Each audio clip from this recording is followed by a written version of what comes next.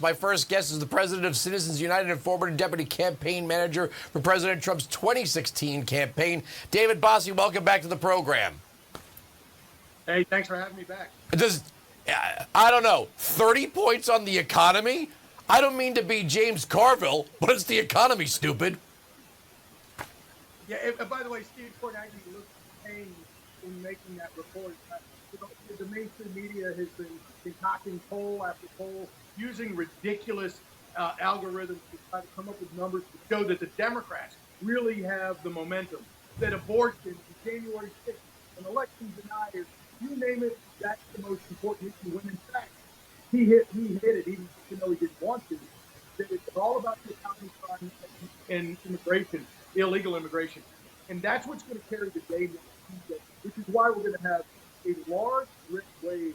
We're going to win. The Republicans are going to win back the United States and the House.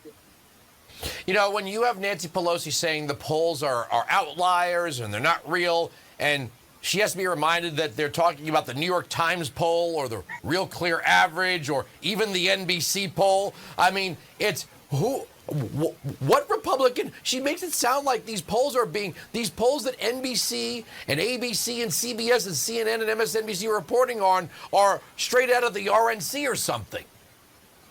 Right. You're exactly right. I just conducted 5 or 6 polls just in the last week with Kellyanne Conway. And our numbers, even though we're a partisan organization and openly admit it, but our polls are more accurate than the New York Times polls who claim to be bipartisan. They're garbage polls. They try to influence the election. They try to suppress. The New York Times, in my opinion, suppress Republican turnout. Look at a few of their polls. Just the Pennsylvania poll that came out yesterday showed Fetterman winning, beating Oz by 6 points. But they didn't bother to tell you that 2 of the 3 days of the poll was conducted before the debate. How is that responsible to release a poll that is conducted 2 of the 3 days of the polling was done before that horrendous debate for Fetterman, when everyone says it was a moment in time that is not going to be easily overcome for Fetterman? Look, I think the Democrats, no matter what they said publicly, kind of knew, it's kind of standard, right, that presidents tend to lose one chamber in the first midterm. But let's look at this Trafalgar poll with Lee Zeldin now ahead in New York. That should be an easy win for Democrats. You've got Christine Drazan near tie with Tina Kotek in Oregon, which would be the first time in 40 years.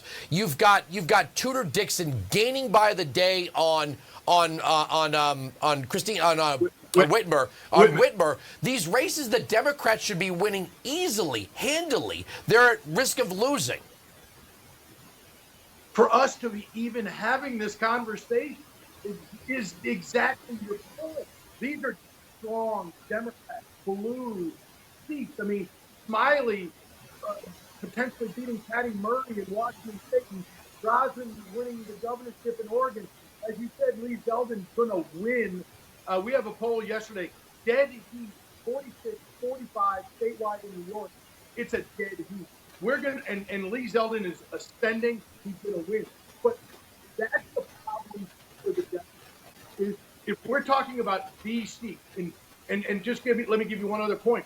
Where Joe Biden, you know where Joe Biden is spending Monday, election eve, campaigning in Baltimore, Maryland, in a bluest city of blue state, because he can't be accepted anywhere else. Nowhere else he wants.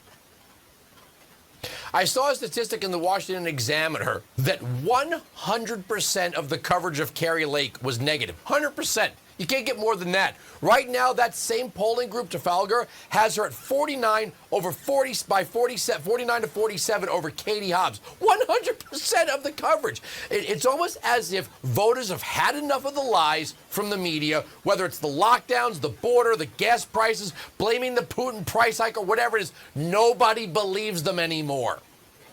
It's the last 6 years of attacking Donald Trump. Donald Trump educated the American people on the fake news and on the lies and the coordination. Truly, the New York Times and ABC News and all of them act in concert together with the Democrat Party as their super PAC, if you will. And the American people are really smart and they get it.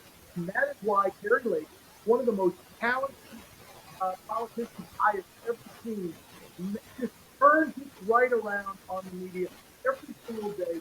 She never takes a step back. She's always forward leaning and always, on offense when it comes to the fake news media, how she deals with it.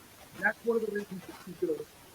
You know, I've been seeing several pieces that Democrats worry that young people are not turning out, that the early voting does not see a lot of activity by young voters. So they're bringing out Barack Obama.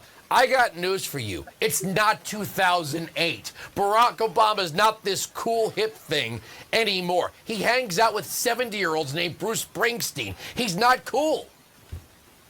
Well, he's not, and his best days are behind him, not ahead of him. When you're trying to get voters to turn out, you want people to turn out, or you want people who are going to help turn them out, stand for something and be able to affect change. Barack Obama's never going to be in office again.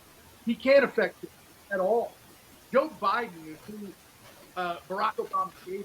Okay, so that's young people, this old geezer in the White House who can't put two sentences together.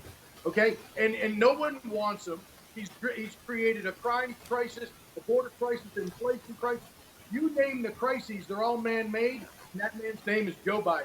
You are right about that. I got to leave it right there. David Bossie, thank you so much for joining us. We'll get you back soon.